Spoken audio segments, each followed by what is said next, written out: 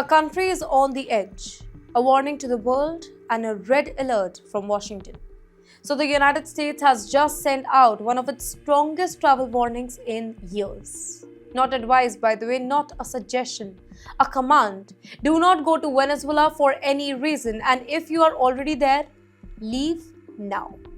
You're watching Times XP. My name is Rithi Athri, and this isn't a normal travel advisory, right?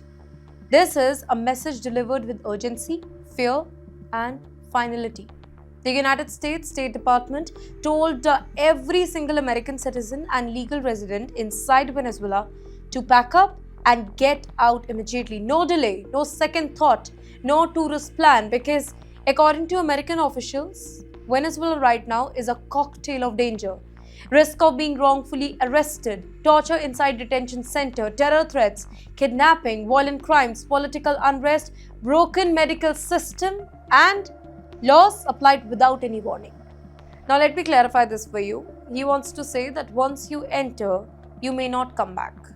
So what triggered this sudden alarm? The answer is chilling. So behind the scenes, Washington is preparing to something big. Something very, very serious, something that could shake South America. So reports suggest that the Donald Trump administration is actually considering direct action inside Venezuela.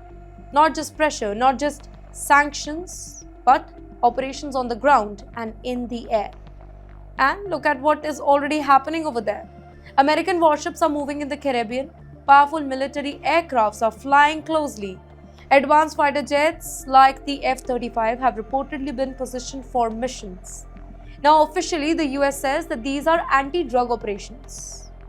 Unofficially, it can be anything. Here, analysts believe that this is strategic positioning against Venezuela's leader, Nicolas Maduro. Washington accuses him of running a massive drug network, not just corruption here, but a narco state. In fact, the US has now labeled a group that is linked to him as a terror organization. Well, this is not a small accusation. It is a legal step that often comes before any military action, and then came the most dramatic statement of all. Donald Trump reportedly called the airspace over Venezuela in danger. Yes, now it's closed, completely closed. Not for a few hours, not for a warning drill, but as a signal. As a message that something is coming, and it could come fast. Reports say that he even told US troops to be ready for land missions very soon to go after suspected trafficker networks. This is a code phrase for boot on the ground. Now look at it from Maduro's side.